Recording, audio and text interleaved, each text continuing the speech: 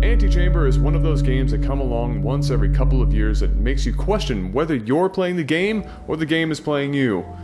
It does for PC gaming what Braid did for the console market years back and stands out as a very competent game with tight mechanics. It's also an artsy piece that folks could discuss in depth while sitting around a fireplace drinking expensive wine.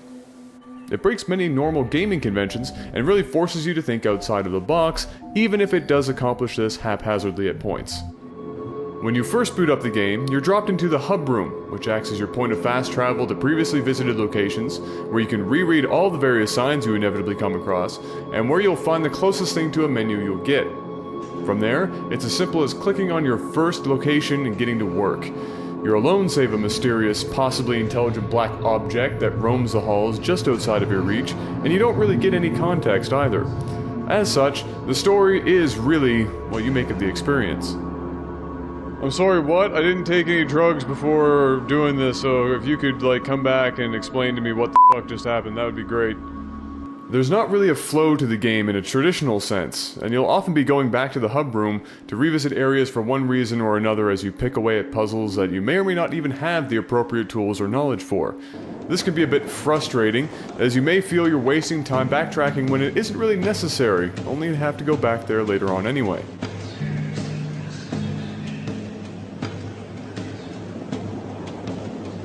The puzzles largely revolve around the use of a gun that allows you to collect, place, move, and remove certain objects in certain ways. Your gun evolves throughout the game, allowing you to take on more advanced puzzles and so on. The game will also challenge you to even move about the world in unnatural ways to solve puzzles, or even just get from point A to point B.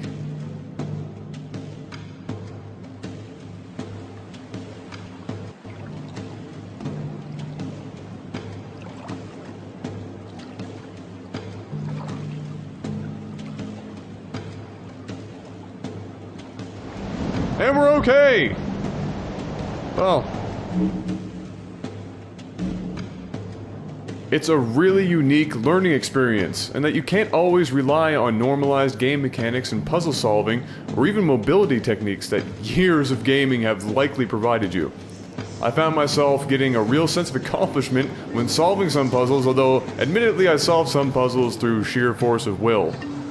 Luckily, this didn't happen the majority of the time, as I really felt like some sort of mastermind when solving some of the more difficult sequences. As you do move about the complex, you'll uncover posters that have some sort of life lesson or philosophical viewpoint that is also tied into the puzzle you either just completed, or the puzzle that lies beyond. It's clever, if not perhaps a bit heavy-handed in spots, but it definitely helps you appreciate the thought process that went into stitching the whole game together in such a fashion. Right, alright, whatever that was. Alright! Straightforward problems can often require a roundabout solution. Oh, no. Antichamber is certainly a stark example of minimalistic presentation.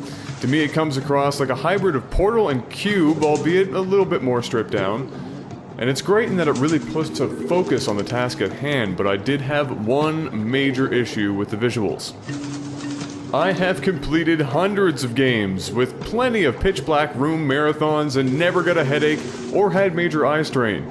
Antichamber, however, literally made my brain hurt, and I like to think it wasn't because of the puzzles beating my gray matter into submission. The lines and certain particle effects have this weird jitter that is all but persistent, which eventually led to a massive amount of eye strain and a headache. Mind you, this might not be the same for everyone, and I did play this in roughly 2 3-hour-long sessions, but regardless, it's something that I have seen other people discuss as well. Perhaps not surprisingly, when you lack sensory overload in terms of visuals, you tend to pick up more on auditory signals. If you're paying really close attention while playing, you'll notice that your footfalls and the ambient noises change depending on where you are in the complex. One moment you're on a beach and your feet hit sand and water, then the next moment you're in a jungle or forest walking on dirt and hearing the wildlife. which is a bit odd when walking around blank white corridors, but this is actually one of my favorite little touches Antichamber had to offer, and it greatly enriched the experience for me. At the end of the day, Antichamber is a really unique experience that puzzle enthusiasts and folks who dig more artsy games should check out. It might burn the eyes out of the back of your head and turn your brain into mush, but you'll likely be left satisfied, if not slightly baffled, when it's all over.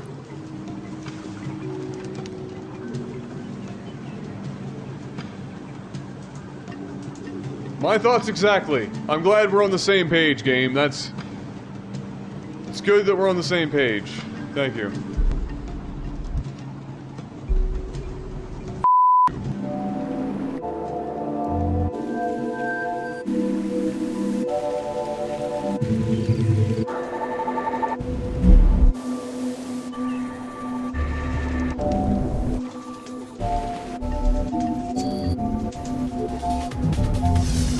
Yeah, that's it. We're all out of time. A special thanks to Blake Seymour for helping out in the MOBA classroom, and to everyone on Facebook who shared your Desert Island gaming console. As always, thanks to Adam Perry for letting us hang out at the last game store. I'm Stephanie Pelley. We'll see you next time.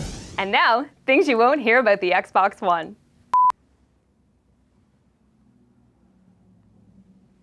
Dogs.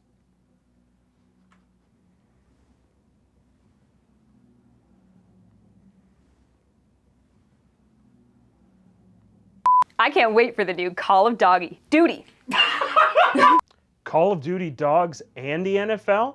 There's no way this could go wrong. Yeah! Michael Vick! I can't wait to see what this is going to do for my fantasy football league. I'm so happy that Kinect can detect me now. Call of Duty, now with smarter fish. Where is Usher? Why was Usher not there?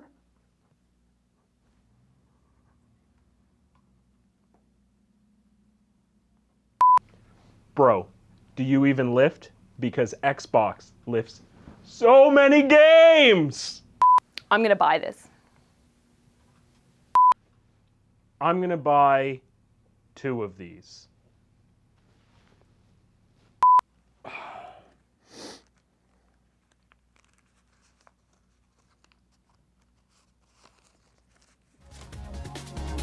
Take my money now. It's even creepier from this back end because all you see is just like blurred face.